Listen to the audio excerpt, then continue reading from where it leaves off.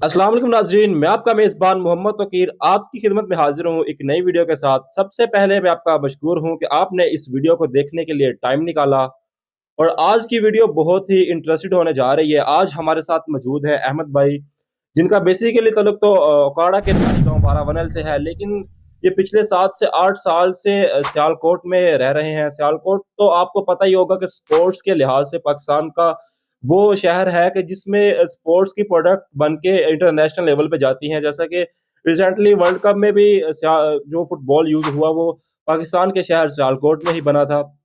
आइए हम इनसे जानते हैं सियालकोट को ये किस पॉइंट ऑफ व्यू से अच्छे तरीके से जानते हैं और वहाँ ये किस जगह पे कौन-सी कंपनी में फुटबॉल वाली कौन-सी कंपनी में काम कर रहे हैं? अस्सलाम वालेकुम अहमद भाई। जी, वालेकुम अस्सलाम।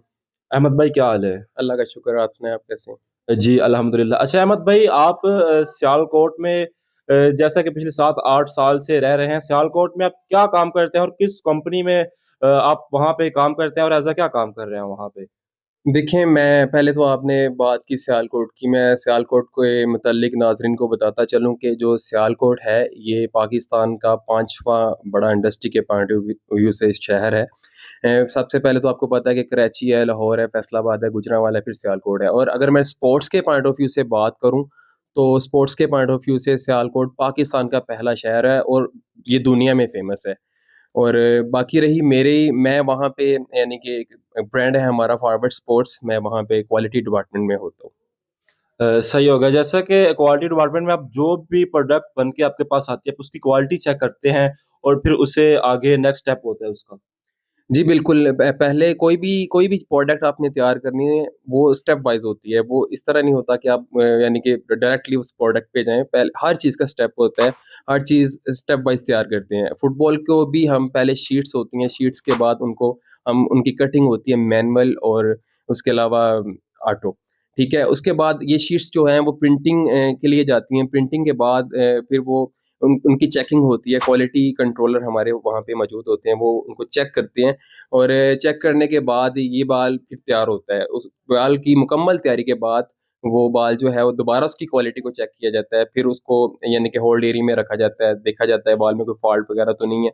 अगर फ़ॉल्ट वगैरह हो तो उसको वो क्लियर किया जाता है, उसकी दोबारा रिपेयरिंग की जाती है, उनकी क्वालिटी को दोबारा देखा जाता है, देन ये प्रोसीजर कंप्लीट होता है।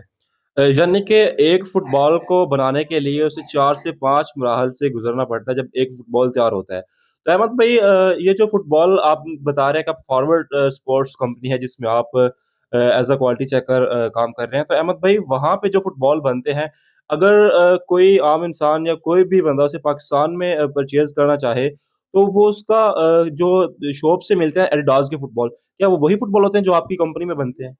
नहीं, देखिए मेरी बात सुनें फॉरवर्ड स्पोर्ट्स हम बेसिकली एडिडास के सप्लायर हैं। फॉरवर्ड स्पोर्ट्स जो है, वो सप्लायर है एडिडास का।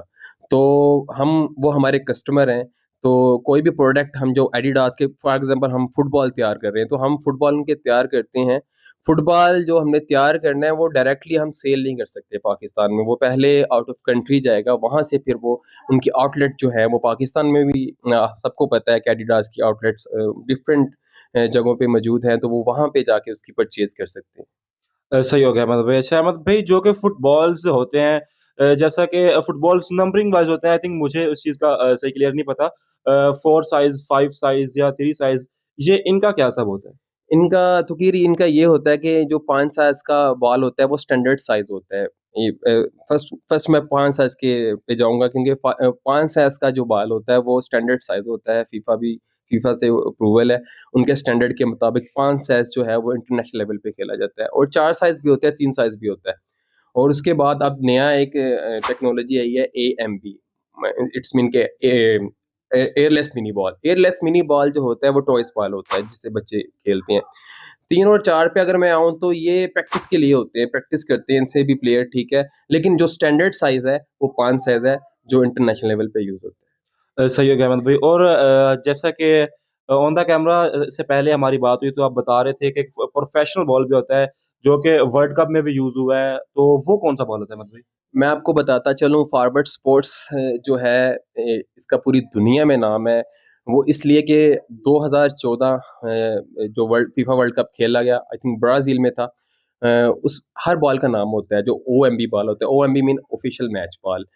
उसमें जो बॉल खेला गया उसे हमने ब्राज़ूका का नाम दिया। उसके बाद 2018 में जो आई थिंक ये रशिया में हुआ था वर्ल्ड कप, वो अल रहीला के नाम से खेला, सॉरी वो था टेलस्टार के नाम से था वो। 2018 में रशिया में यूज़ हुआ, वो भी फॉरवर्ड स्पोर्ट्स से बन के गया। इसके बाद अब रिसेंटली जो वर्ल्ड कप कतर में हुआ है 2022 में, वो था अल रहीला, वो भी फॉरवर्ड स्पोर्ट्स ने ही तैयार किया। ये बहुत बड़े एजाज़ की बात है कि फॉरवर्ड स्पोर्ट्स जो है वो फीफा वर्ल्ड कप तैयार कर रही है। 2014 से लेके 2022 तक 3 वर्ल्ड कप हो चुके हैं। वो जो जितनी भी प्रोडक्शन हुई है OMB बॉल्स की, वो फॉरवर्ड स्पोर्ट्स से तैयार होके गई। अच्छा नाज़रीन, जैसा कि देखा जाए तो पाकिस्तान की टीम खुद वर्ल्ड कप में नहीं जा रही, खुद वर्ल्ड कप नहीं खेल रही, पता नहीं क्या वजह है उसकी। लेकिन पाकिस्तान में बने हुए फुटबॉल वर्ल्ड कप में चल रहे हैं। पाकिस्तान को वर्ल्ड कप में किसी ना किसी हिसाब से याद रखा जाएगा, किसी ना किसी पॉइंट ऑफ व्यू से पाकिस्तान को वर्ल्ड कप में याद रखा जाएगा, क्योंकि उस वर्ल्ड कप में जो फुटबॉल यूज़ हो रहे हैं, जो मेन पॉइंट है उनका, जो जिस चीज़ पे फोकस है उनका, वही चीज़ पाकिस्तान में बन रही है। तो ज़ाहिर-सी बात है पाकिस्तान को वर्ल्ड कप में हर टाइम याद रखा जाएगा। और अहमद भाई, अगर कोई इंसान जो कि आप बता रहे हैं फॉरवर्ड स्पोर्ट कंपनी में एडिडास का बॉल बनता है, तो अगर पाकिस्तान में परचेज़ करना चाहे तो उसका क्या प्रोसीजर होता है? उसका प्रोसीजर मैंने ऑलरेडी आपको बताया कि वो डायरेक्टली हम सेल नहीं करते। वो हम क्योंकि हम उनके सप्लायर हैं, वो हमारे कस्टमर हैं, उनकी ये शर्त होती है कि जो यानी कि बाल हमने, चाहे वो OMB है, चाहे AMB है, चाहे मशीन स्टिच है, हैंड स्टिच है, कोई भी बॉल है, वो हम डायरेक्टली यहाँ पे सेल नहीं कर सकते। वो जिस कंट्री से ऑर्डर आता है उसको हमने प्रोवाइड करना होता है। देन वो जो एडिडास की आउटलेट पाकिस्तान में अवेलेबल है, वहाँ से आप परचेज़ कर सकते हैं। अच्छा अहमद भाई, आपने बात की कि मशीन स्टिच और हैंड स्टिच, इन दोनों में क्या डिफरेंट है? जो मशीन स्टिच होता है, जो हैंड स्टिच होता है, इन दोनों में क्या डिफरेंट है? बेसिकली हम बहुत सी डिफरेंट किस्मों के बॉल बना रहे हैं। फॉर एग्जांपल अगर मैं ऊपर से शुरू करूँ तो OMB mean official match ball, जो कि इंटरनेशनल लेवल पे इसे खेला जाता है। उसके बाद लैमिनेटेड फुटबॉल है, ठीक है, इसकी सैंकिड कॉपी है। उसके बाद हैंड स्टिच बॉल आ जाता है। उससे पहले उसके बाद आ जाता है जी मशीन स्टिच बॉल, फिर एयरलेस मिनी बॉल, यानी कि डिफरेंट किस्म के बॉल यहाँ पे हम तैयार करते हैं, ऑफिशियल मैच बॉल से लेके टॉयज बॉल तक। सही हो गया अहमद भाई। अहमद भाई, आपकी कंपनी फॉरवर्ड स्पोर्ट में जो फुटबॉल्स बन रहे हैं, उनकी मिनिमम प्राइस क्या है और मैक्सिमम प्राइस क्या है उनकी? बेसिकली ये जो बॉल होते हैं बाहर ही जाते हैं, मैंने आपको पहले भी बताया, लेकिन ये है कि इनकी जो प्राइस होती है वो डॉलर में होती है। अगर मैं ऑफिशियल मैच बॉल की अगर पाकिस्तानी प्राइस बताऊं, जो अभी हम रिसेंटली तैयार कर रहे हैं यूरो कप के बारे में, तो उसकी आई थिंक 30 से 35 हज़ार उसकी प्राइस होगी। सही हो गया, यानी कि 30 सिर्फ पाकिस्तानी 30 से 35 हज़ार, जो कि यूरो कप में फुटबॉल इस्तेमाल होगा।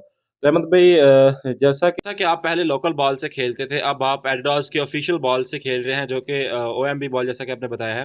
तो आपको इन बॉल्स में, लोकल बॉल में और ऑफिशियल बॉल में खेलने में क्या डिफरेंट महसूस होता है? और एक आम प्लेयर है या फिर कोई भी प्लेयर है, तो इन दोनों बॉल्स में क्या डिफरेंट महसूस करता है वो?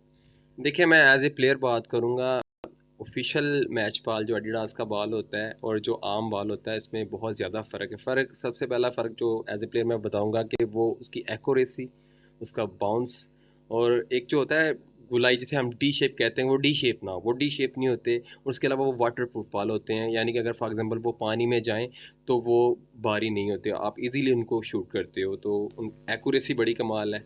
ये इनमें मेरा ख्याल जो एज ए प्लेयर मुझे फ़र्क नज़र आया। जी, बहुत शुक्रिया अहमद भाई, आपने हमें इस वीडियो के लिए टाइम दिया। नाज़रीन, कमेंट सेक्शन आपके पास है, अपनी राय का इज़हार कीजिएगा। मिलते हैं एक नई वीडियो के साथ। अपने मेज़बान मोहम्मद तौकीर को दीजिएगा इजाज़त। अल्लाह हाफ़िज़, अल्लाह निगहबान। अस्सलाम वालेकुम नाज़रीन, मैं आपका मेज़बान मोहम्मद तौकीर आपकी खिदमत में हाज़िर हूँ एक नई वीडियो के साथ। सब